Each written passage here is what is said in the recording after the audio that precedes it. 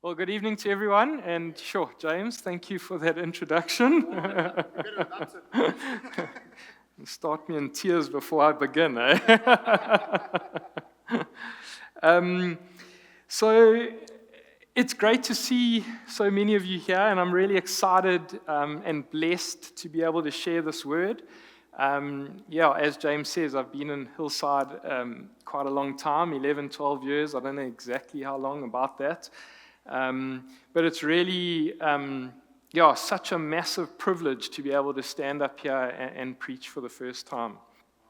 I was meant to preach in the finance series in August, and my dad fell ill very suddenly and actually passed away then. So this is the same preach from that finance series, maybe a few slight tweaks here and there, but majority of it is the same. I'd even met with Steve leading up to it to go through, what I was going to speak on. Before I even start tonight, and Stu, I don't know if you can put up some of the scriptures. I think as Christians, we believe that the Lord owns everything, okay?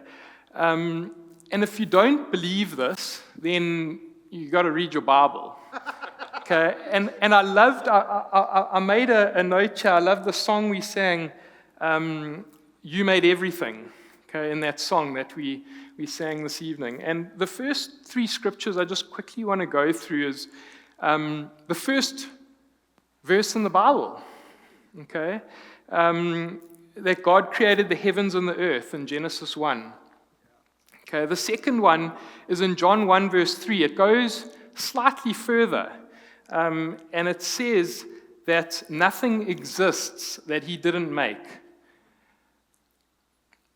And the last one is Psalm 24 verse 1. The earth is the Lord's and everything in it, the world and all the people belong to him. So, I could have probably done 10 pages of those, okay, but just to start with, and I think we have to acknowledge that everything belongs to him. And if we can't start at that place, then I think the rest of what I'm going to say tonight is actually meaningless. So I think, we've got to have that as our grounding, if I can say that, like the bottom of what we build the rest of the evening on. So all that we have are gifts from God then. Okay, he's so generous, don't you think? Are we aligned to this? Okay, I asked the question, are we aligned to this? Okay, we are caring for his possessions while we are living here on this earth. We're looking after his possessions. Are we grateful for these gifts from God? So, what should we do with these gifts? So, what do we do with what God has given us? Maybe we can be generous with what he's given us. One option. So we all hear this word stewardship, and I think everyone's wanting to know, where are we going with tonight? So stewardship is the word, okay, that I was asked to preach on. But I bet you when a lot of you think of stewardship, the first two things that come to mind is probably money and tithing, okay, and maybe a couple of other things. And I want to tonight really unpack a little bit more about stewardship, that it's not just those things. However, they are two important things, and often things that we don't talk a lot about as Christians. So tonight I'm going to take you on a bit of a journey, and I'll go into finances and come back and go out of it and come back, but know that stewardship is far more than just the finances and the money that we're talking about. So what does the word stewardship actually mean? What does it mean for you? What does stewardship entail? So the Oxford Dictionary says it's a person employed to manage another's property. Okay, there are other definitions out there. The job of supervising or taking care of something. Someone's stewardship of something is the way in which that person controls or organizes it. The responsible overseeing and protection of something considered worth caring for and preserving. Looking after, entrusting to one's care. Okay, so those are the types of things that go along with the word stewardship, the definition, what it means. So clearly from this, there's a lot more to stewardship than money. Okay, and that's my heart for this evening. Okay, and so come on that journey with me. Okay, your time. Okay, what do you spend your time doing? Okay, so write that down. Like, how do I spend my time? Is what I do with my time honoring to God? Is it for the best interest of me, not in a selfish way, but does it, enhance me and my life going forward? What are your resources that you have? How do you use the assets that you have at your disposal? Okay, we all are different. We all have different things, different assets. We own different things. We live different places. We have different relationships. But the assets that you have, how do you use those? The relationships you have. Okay, this is a big one. Okay, who do you hang out with? Who do you invest time in? Okay, and do you build relationships or do you break them down? So, relationships is another one. Family. Are you, whether you're single, married, unmarried, you are in some way part of a family? Are you participating in that family? Are you taking your family in the right direction? If you are married with kids or married and you have a wife, what is the direction that you're taking your family in? What are your spiritual gifts? What has God given you as a spiritual gift? And what are you doing with those? So, are you practicing and training in your spiritual gifts? Are you using what God has given to you?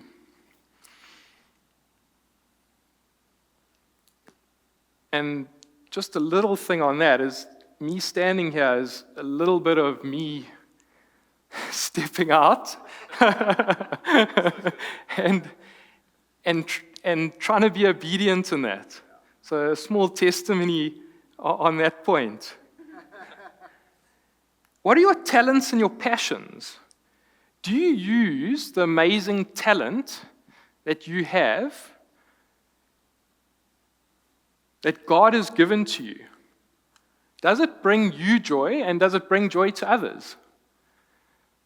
So, we as people have so much. God has given us so much. And that's what I want to open our brains up tonight. There is so much that He's given us. It's not about money. It's not about our finances. There's so much to steward, okay, that God has given us.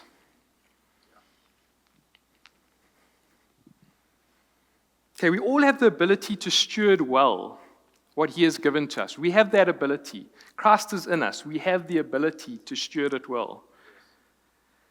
Something that has been touched on recently in the finance series, I think Tristan touched on it last week in his preach, is what do you have now in your hand in the sphere that you live, work, play, in, your family? What is available to you and around you that you can have influence in? So some examples are your colleagues, your workplace, your extended family, your home, your neighbor, your home group, your teammates, your church community, the club that you belong to. You name it, whatever it is. What is your sphere that you are involved in and have influence over? Are you stewarding what God has put in your hands in your sphere? What is around you? Where can you make a difference? We all have different opportunities. I don't have the same opportunity that you do.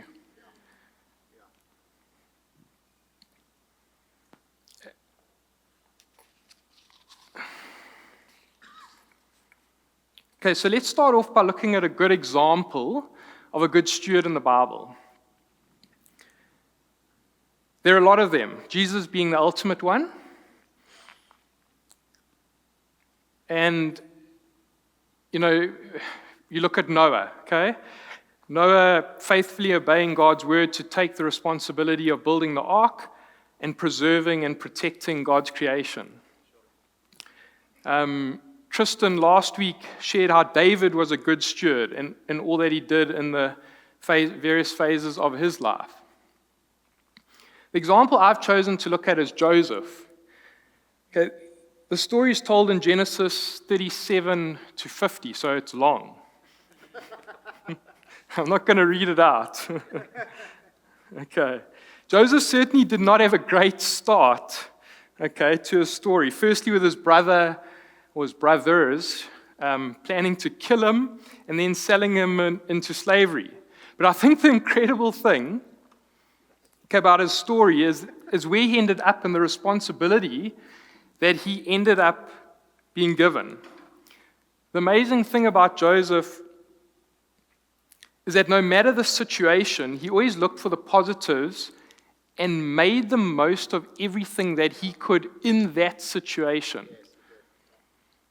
So I'm just going to run through just a little bit of his, the life and where he ended up. So he was purchased as a slave by Potiphar, and Potiphar was one of the staff in charge of the palace guards of Pharaoh. In Joseph's story, all along it says that the Lord was with him. The Lord guarded him. The Lord was, so in that story, when you read it, it always comes back to that. So the Lord was with Joseph, blessed him greatly. And Potiphar noticed this. He was then entrusted with Potiphar's entire household and business dealings. And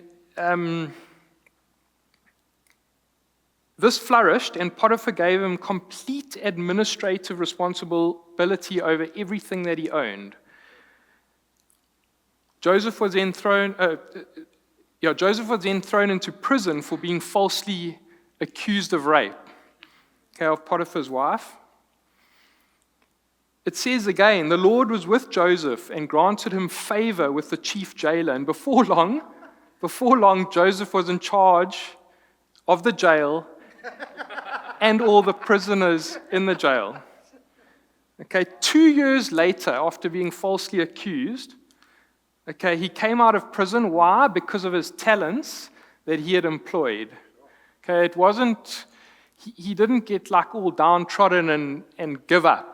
He still went after what he had. He lived in what he had and what talents he had been given.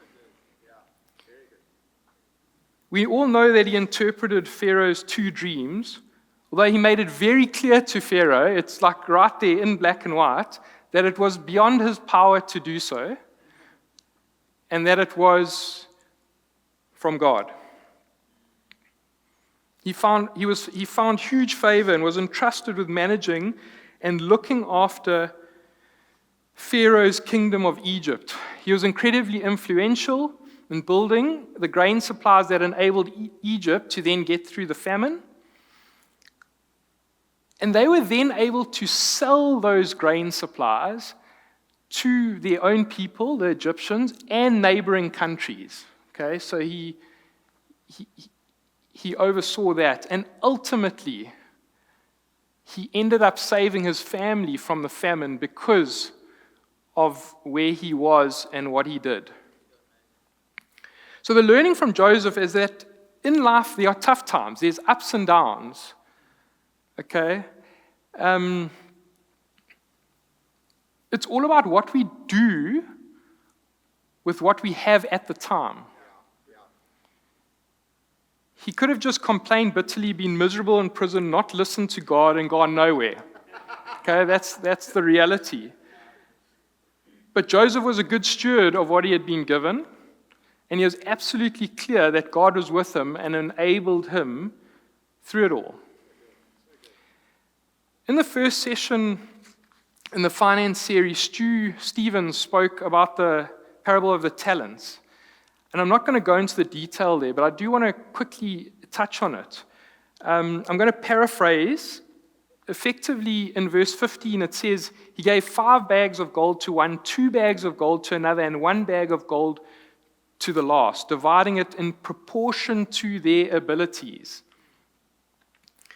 We can take the bags of gold and replace this with anything that God has given us.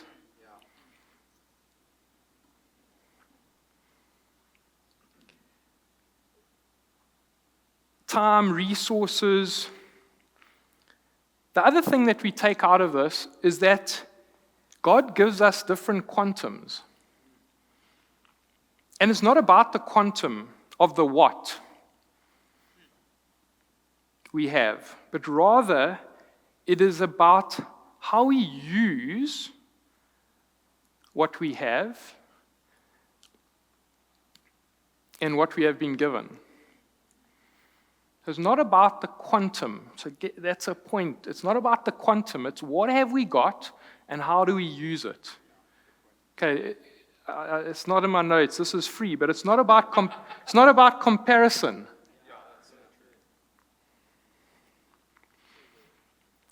Okay, we all know the story. The master returns like Jesus will return, and there will be an account of what we have done with what we have been given. As Christians, sometimes I think we're too passive. We wait around waiting for something to happen.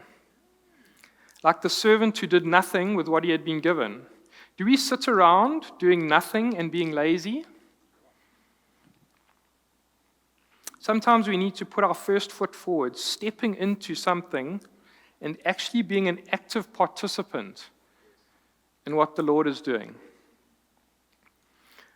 One of the scriptures, which may be offensive, and I apologize for that, but I've wrestled with many times, is Proverbs 13, verse 4. Lazy people want much but get little, but those who work hard will prosper and be satisfied. This is really talking to us using our resources wisely. An idle person loves to think and dream about what they want or what they wish to accomplish. Okay, but they fall short of this because they're too lazy to work towards attaining the goals and where they want to be. On the other hand, someone who is diligent and happy to put in the hard yards, they are more likely to achieve what their goals are. It is certainly not a striving thing. So, hear me on this. It's not about striving. Hear what I am saying, not what I'm not saying. It's not about striving. So yeah. It's the fact that sometimes we need, as I said, put our first foot forward and actually start the journey that the Lord is taking us on. The Lord also calls us to be wise in our dealings, and He warns us that it is not going to be easy out there in the world. So this is like the realistic part, okay? I love what Jesus says in Matthew 10:16. I am sending you out like sheep amongst wolves. Therefore be as shrewd as snakes and as innocent as doves. This verse has really captured me.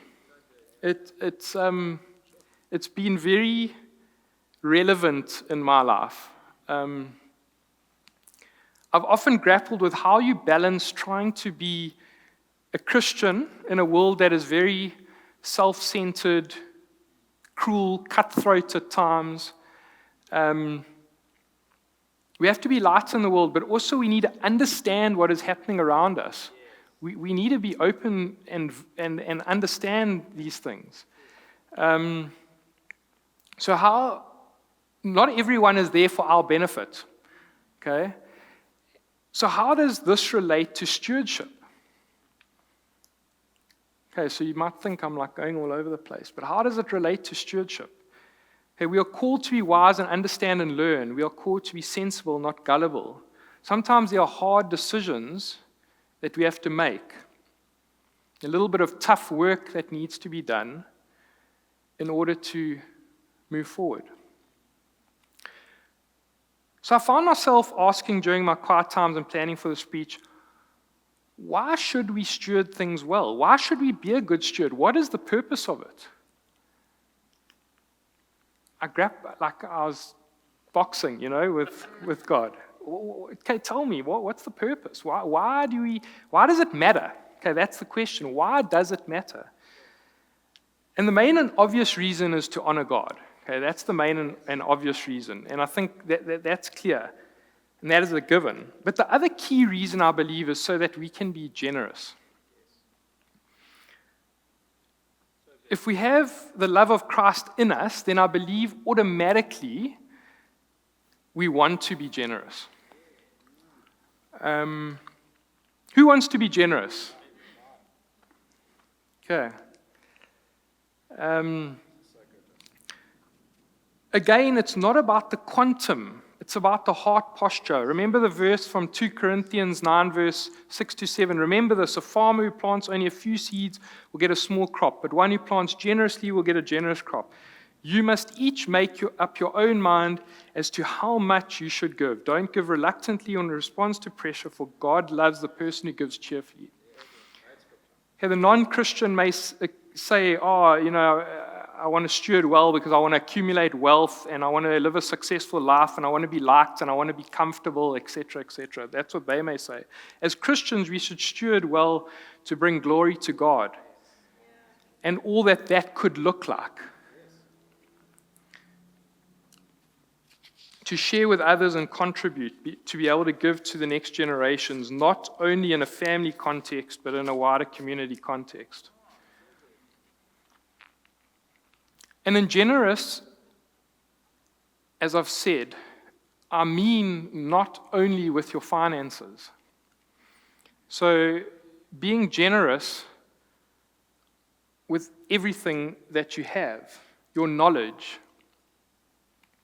your time, your resources, generous with your talents, your spiritual gifts, with who you are to those around you.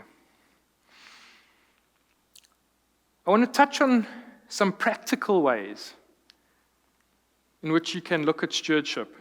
I do focus more on the financial element of stewardship here, but they're all interlinked anyway.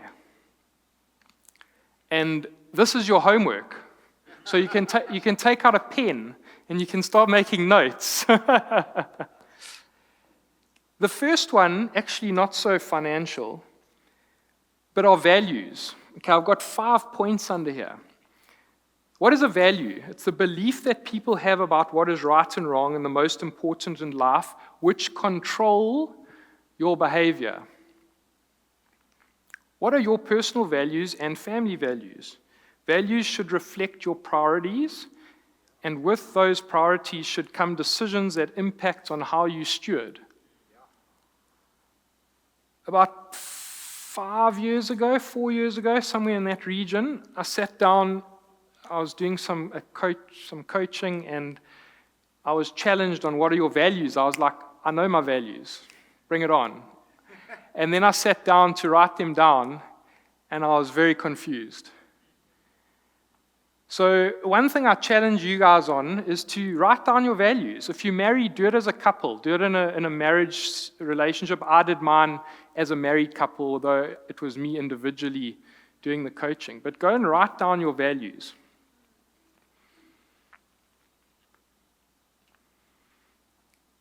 We ended up having 8 values that we decided on. Okay, an example of one of those values, just for your benefit, is we invest in our family. That's our value. We invest in our family. And every value, because we had a list this long, every value, we had like a small elaboration to that value. And under that one, the elaboration was, we eat meals together and we contribute together. So that's just an example, a practical example, and I'll show you how values tie in just now. So the question is to ask, what do you spend your resources, time, talents, money on, and are they aligned to your values? Okay, goals, planning and thinking ahead.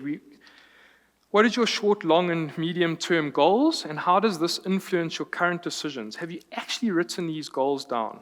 Not just financial goals, but all your goals.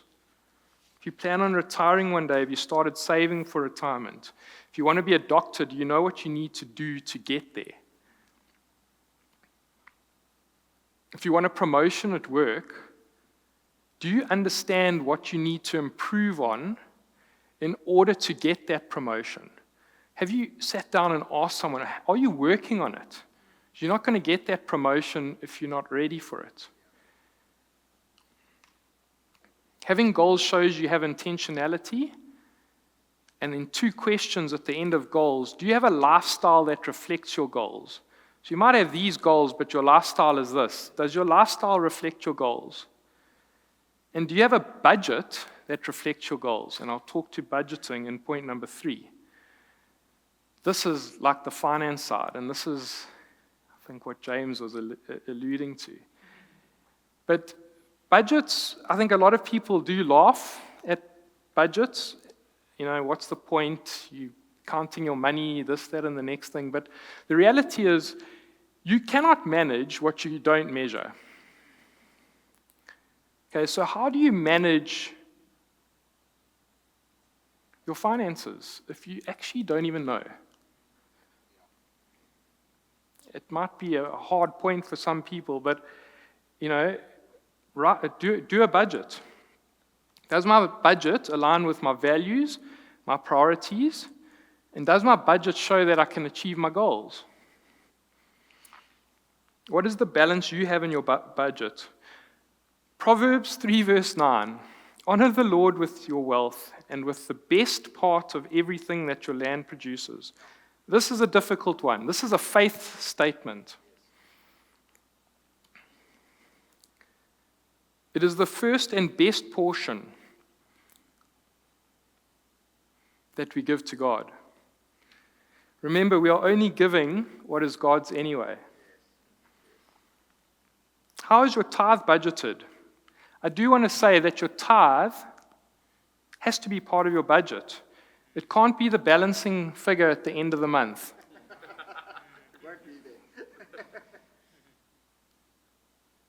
It should be the first thing that is paid, not the last thing thought about at the end. If you always forget about tithing, then set up a debit order. It is, I think, a bit of straight talking, but, you know, I went, probably going a bit over time here, James. How much time do I have left? 10 minutes, okay. 5 or 10. Okay, so what is your... that's why I'm asking him. How much more time do I have? I'm looking at the clock there. Do we fully understand what expenses we have and where is the waste in our budget every month? Where's the waste? Where is it going? Because I promise you it's disappearing. There's something that disappears every month. And either you don't know about it, or, I won't say it, your wife spent it, or... I can say it when she's not here.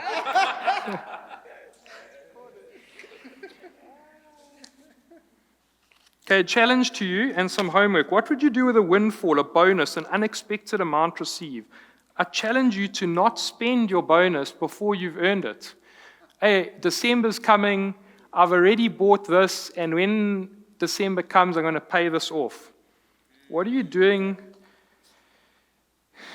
with windfalls? Do some homework on what you're going to do with your bonus this year, and that is put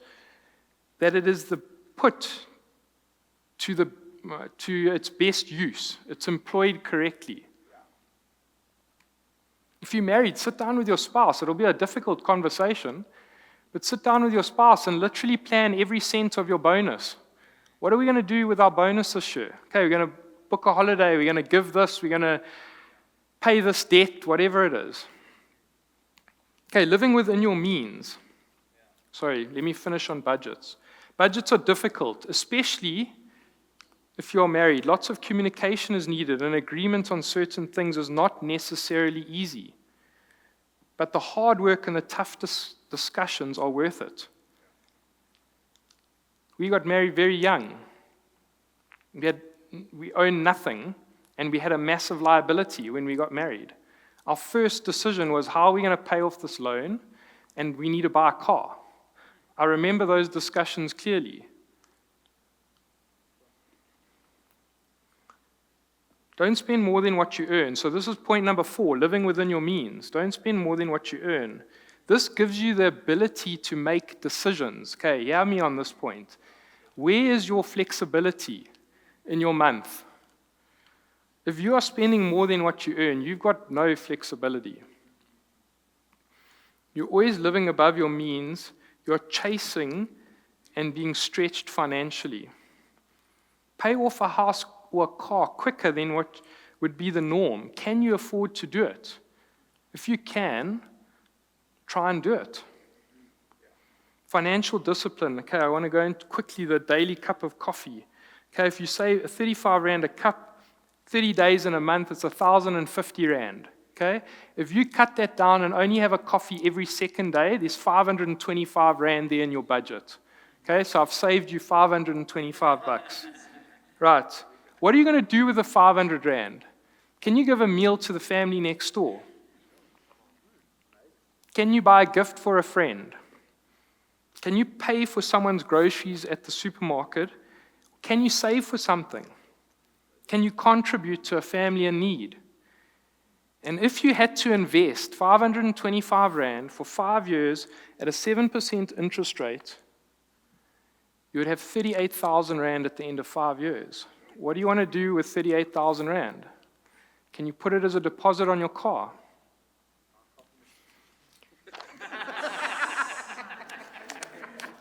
Delayed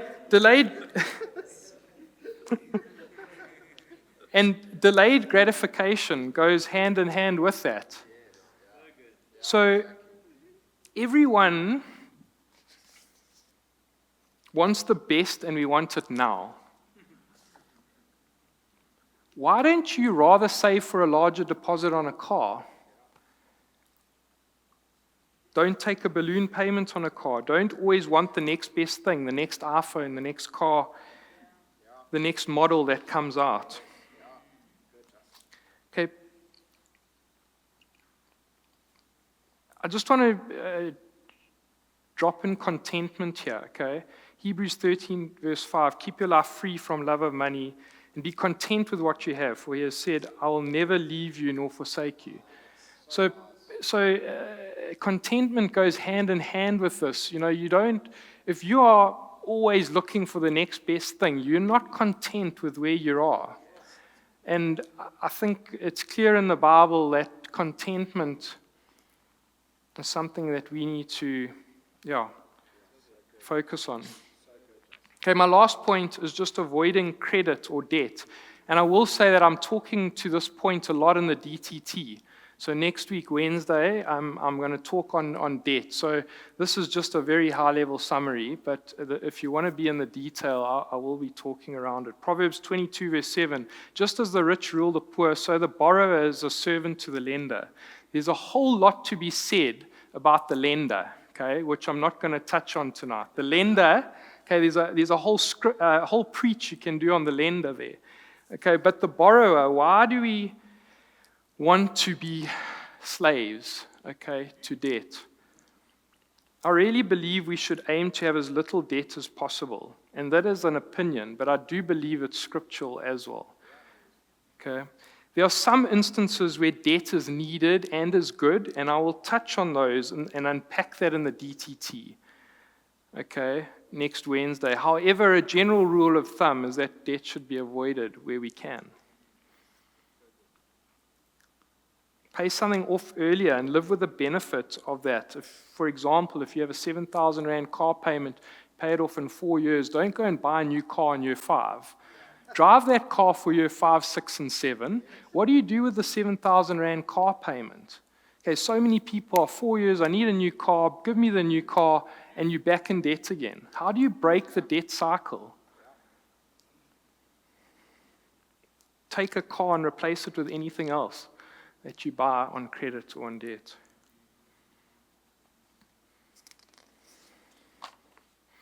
Debt is something that holds you down in terms of commitments. It prevents you having the ability to make decisions with your own finances because you're obligated each month to settle debt, and hence it prevents the ability to give and be generous. In my preparation for this, one thing that the Lord was clear to me on is that we should be free and light, be able to make decisions, not bound by someone else making those decisions for us. The less debt, the better. So homework, look at your current debt, understand how much it costs you each month in interest, and see if you can make a plan to eat into that a little quicker than you are currently. Maybe give up that coffee every second day. How much will 500 Rand extra on your debt repayments go, or your car payments, or whatever? So in closing, as Christians, we're called to steward well. Hence, we are called to have good financial stewardship. We are also called to be generous. How can we be generous? Generosity in all its forms builds a healthy community. Generosity is a heart posture and not a quantum. It's about the heart behind it and not about the time or amount of money or the value of the benefit received. I know that some of these things may be extremely challenging for some people. I understand that different people are in different places. Every single one of us is in a different place. And I fully get that. I think it's about applying it to your circumstance.